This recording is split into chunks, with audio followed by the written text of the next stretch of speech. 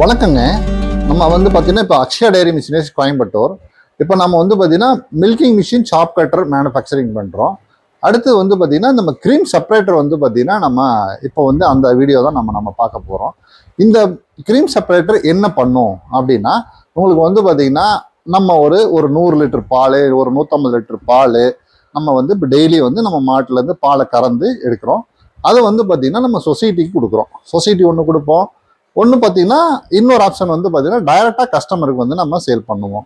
இது எப்படி அப்படின்னா, ஒரு 100 லிட்டர் 150 லிட்டர் வருது அப்படின்னா, இதை நம்ம ரெண்டாக ஸ்ப்ளிட் பண்ணுவோம். இன்னொன்று, ஏதாவது ஒரு இடத்துல நம்ம திடீர்னு பார்த்தீங்கன்னா, நம்ம ஒன்றா டெலிவரி சைடு நம்ம அதை சப்ளை பண்ண முடியாமல் போயிடும். இல்லை அப்படின்னா, பால் வாங்குற இடத்துல நமக்கு பார்த்தீங்கன்னா, உங்களுக்கு ரேட்டு கம்மியாக கொடுப்பாங்க. அந்த நேரத்தில் என்ன ஆகும் அப்படின்னா, உங்களுக்கு அந்த பாலை டக்குன்னு நம்ம ஒரு விஷயத்த நம்ம எதை வேணால் நம்ம ஸ்டோர் பண்ணி வைக்கலாம். பாலை மட்டும் பார்த்தீங்கன்னா ஒன்றா நம்ம ஃப்ரீசரில் வச்சு தான் நம்ம யூஸ் பண்ண முடியும்.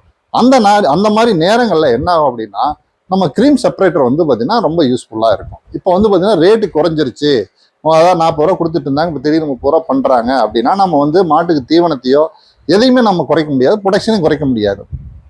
அப்போ என்ன பண்ணோம் அப்படின்னா, நம்ம அவங்க என்ன ரேட்டு கேட்குறாங்களோ அந்த ரேட்டுக்கு நம்ம சொசைட்டிக்கோ அல்லது நம்ம சப்ளை பண்ணிட்டு இருக்கிற இடத்துக்கு கொடுப்போம். இதுக்கு என்ன பண்ணணும் அப்படின்னா, நம்ம க்ரீம் செப்பரேட்டர் நம்ம ரெகுலராக யூஸ் பண்ணிக்கலாம். ஒரு 200 லிட்டர் பால் தயார் பண்ணுறீங்க, ஒரு ப்ரொடக்ஷன் பண்ணிட்டு இருக்கிறோம், ஒரு 15 மாடு இருக்கு அப்படிங்கிற நேரத்தில் பார்த்தீங்கன்னா, நம்ம க்ரீம் செப்பரேட்டர் பார்த்தீங்கன்னா ரொம்ப யூஸ்ஃபுல்லாக இருக்கும். இது ஏன் சொல்கிறேன் அப்படின்னா, பாலை மதிப்பு கூட்டி விற்றோம் அப்படின்னா நிறைய இடத்துல பார்த்தீங்கன்னா ரொம்ப சக்ஸஸ் சொல்லியிருக்காங்க நான் பார்த்த வகையில். ஒன்று, பாலை எடுத்தோன்னையும் நம்ம க்ரீம் செப்பரேட்டரில் போட்டு க்ரீமாக எடுத்துக்கலாம் ஃபஸ்ட்டு. அப்போ பார்த்தீங்கன்னா நீங்கள் உங்களுக்கு ஒரு பயம் உங்களுக்கு தெளிஞ்சிடும். அதாவது ஏன் அப்படின்னா, நம்ம பால் ஒரு 200 லிட்டர் ஸ்டோரேஜ் நம்ம எப்போவுமே நம்ம வச்சுட்டு இருக்க முடியாது. ஏன்னா ஃப்ரீசர் யூஸ் பண்ணோம்னா கரண்ட் பில் ரொம்ப ஜாஸ்தி வரும். அதுக்கு உண்டான இது நம்மகிட்ட இருக்காது. ஏன்னா பெருசாக வேணும். ஒரு 200 லிட்டர் பண்ணும்போது பார்த்தீங்கன்னா ஒரு பிஎம்சி தான் தேவைப்படும்.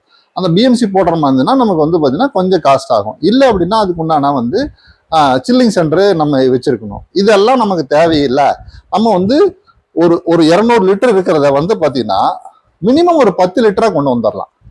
நீங்கள் ஃபுல்லாகவே ஒரு 200 லிட்டர் ப்ரொடக்ஷன் பண்ணுறோம், நம்ம அது எல்லாமே க்ரீமாக எடுத்துக்கலாம் அப்படின்னாலுமே இதில் பண்ணிக்கலாம். உங்களுக்கு பார்த்தீங்கன்னா 1 மணி நேரத்துக்கு 60 லிட்டர் பண்ணலாம். அப்போ பார்த்தீங்கன்னா ஒரு 2 மணி நேரத்துக்குள்ள ஒரு 120 லிட்டர் பண்ணிக்கலாம்.